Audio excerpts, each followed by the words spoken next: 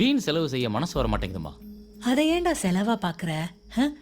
கல்யாணத்தை பொறுத்த வரைக்கும் நாம செலவு பண்ற அத்தனை விஷயமும் தர்மம்.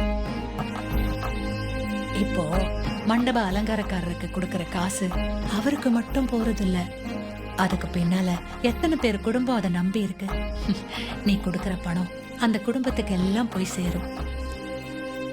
இதனால ஒரு கல்யாணத்துல பத்திரிகையில இருந்து பந்தி வரைக்கும் ஒரு 1000 பேர் பலனடைவாங்க. அவங்க எல்லாம் திருப்தி அடையும் போது நம்ம பொண்ணுக்கும் மாப்பிள்ளைக்கும் நிறைய பேரோட ஆசிர்வாதம் கிடைக்கும். எல்லா செலவுகளையும் அப்படிதான் பார்க்கணும், வெறும் செலவா மட்டும் பார்க்காத. அம்மாவுக்கு தோணுச்சு, சொல்லிட்டேன். அம்மா, அது நிறைய பணம் சம்பாரிச்சிட்டு அந்த பணத்தை என்ன பண்ணுன்னு தெரியாம இருக்காங்க பாத்தீங்களா, அவங்களுக்கு நீங்க சொல்றது சரி, அது தர்மம்.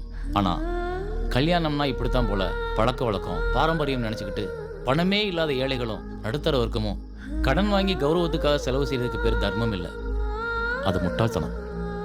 கடன் வாங்கியாவது தர்மம் பண்ணுங்கன்னு எந்த சாஸ்திரத்திலேயாவது சொல்லியிருக்கா? சொல்லலையே. ஒரு நடுத்தர குடும்பத்தில் ஒரு பொண்ணு கல்யாணம் பண்ணணும்னா 25 லட்சம் ரூபாய் செலவாகும். கடன் வாங்காம எப்படி முடியும்? முதல்ல கடனு களையணும், அப்புறம் அந்த கடன் அடைக்கிறது களையணும். ஒரு பொண்ணோட கல்யாண செலவு அடைக்கிறதுக்கு பெற்றவங்களுக்கு 10 வருஷம் ஆகும். அதுவே 2-3 பொண்ணு இருந்தா திட்டமிடாத வாழ்க்கை தெருவுலதான்றது